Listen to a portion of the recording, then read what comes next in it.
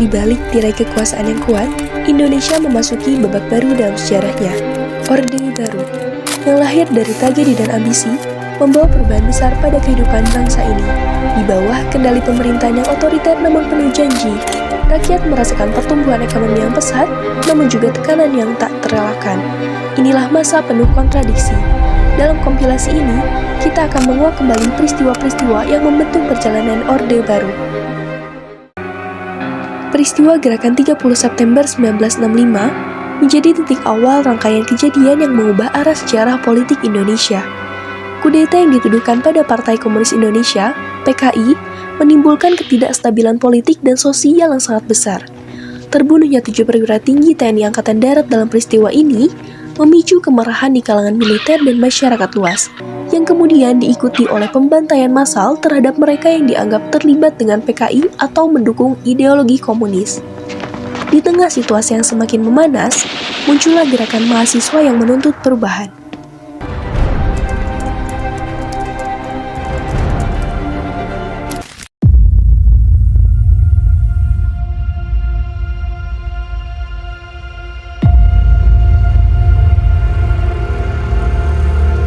Mohon perhatian.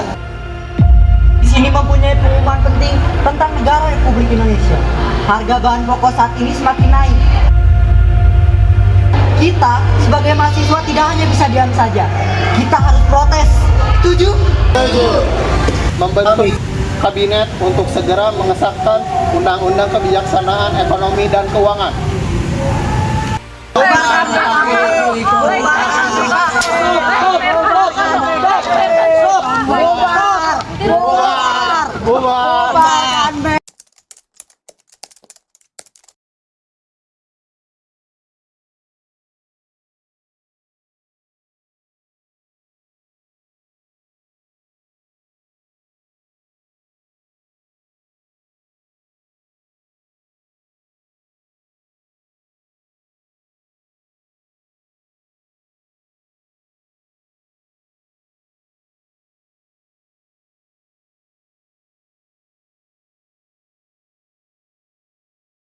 Selamat malam, Pak. Selamat malam. Kondisi negara saat ini sedang genting dan keamanan negara sedang terancam. Saya meminta Bapak untuk melakukan tindakan agar keselamatan negara ini aman dan tetap tiba juga.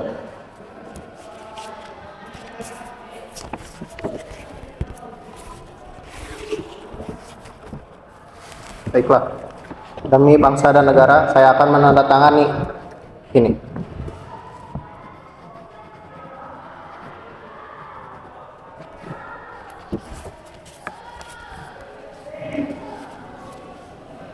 Turun. Tak sampai 24 jam setelah ditandatangani Soekarno, jalan politik Indonesia seketika berubah drastis dengan tindakan-tindakan yang dilakukan oleh Soeharto. Berbekal super semar, Soeharto membubarkan PKI dan menangkap 15 orang menteri di pemerintahan Soekarno. Bahkan Soeharto sendiri membubarkan partai politik dan memburu orang yang pro terhadap Soekarno. Destruction of Sukarno has been restrained by General Suharto. A premature move might divide the army and trigger a civil war. For all his faults, Bung Karno is still supported by millions of Indonesians. So amidst all this plotting, Sukarno viewed his bankrupt army and addressed his dissident officers. Kekuasaan Soekarno seketika meredup, namun sebaliknya, Soeharto menjadi orang yang paling berkuasa di Indonesia. Tujuan utama dari super semar ini ialah penerapan atau menerapkan kembali lembaga negara sesuai dengan Undang-Undang Dasar 1945. Selain itu, tujuan lainnya yakni membuat MPRS mencabut mandat presiden terhadap Soekarno. Pada 22 Februari 1966 di Istana Negara dengan disaksikan Soeharto selaku Ketua Presidium Kabinet dan Ampera serta para menteri. Soekarno mengumumkan ketersediaannya menyerahkan kekuasaan eksekutif pada pengemban super semar, yakni Soeharto. Sidang istimewa MPRS yang digelar pada 7 Maret 1967 lantas mengukuhkan kejatuhan Soekarno. Dalam sidang itu, MPRS dengan tegas menyatakan bahwa MPR, DPR, dan kehakiman kembali ke fungsinya semula sesuai Undang-Undang Dasar 1945, bukan lagi pembantu presiden. Di akhir sidang ini, MPRS memutuskan pencabutan kekuasaan Presiden Soekarno sekaligus menetapkan Letjen Soeharto sebagai Presiden Indonesia. Upacara pelantikan anggota-anggota Lembaga Pemilihan Umum serta Panitia Pemilihan Indonesia dilangsungkan di Istana Negara pada tanggal 17 Januari 1970. Presiden Soeharto atas nama negara melantik Menteri Dalam Negeri Amir Mahmud selaku Ketua Lembaga Pemilihan Umum, Menteri Perhubungan Franseda, dan Jenderal M. Panggabean masing-masing sebagai anggota.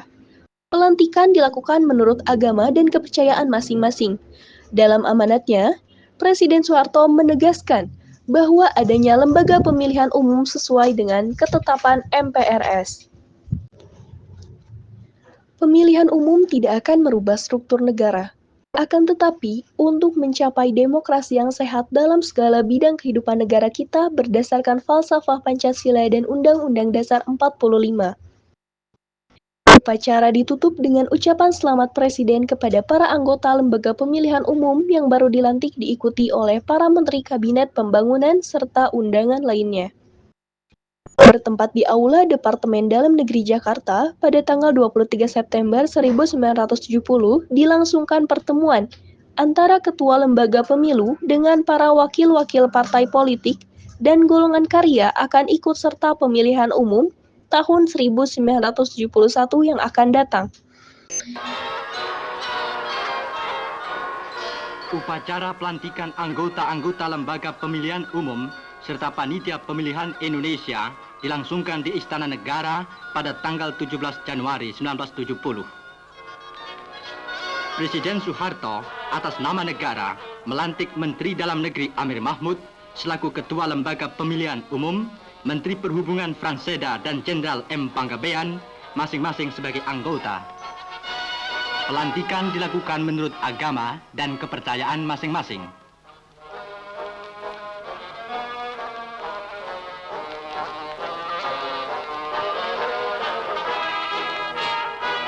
Dalam amanatnya, Presiden Soeharto menegaskan bahwa adanya lembaga pemilihan umum adalah sesuai dengan ketetapan MPRS. Pemilihan umum tidak bertujuan merombak struktur dan politik negara, akan tetapi untuk mencapai demokrasi yang sehat dalam segala bidang kehidupan negara kita berdasarkan falsafah Pancasila dan Undang-Undang Dasar 45. Upacara ditutup dengan ucapan selamat Presiden kepada para anggota Lembaga Pemilihan Umum yang baru dilantik, diikuti oleh para Menteri Kabinet Pembangunan serta undangan lainnya.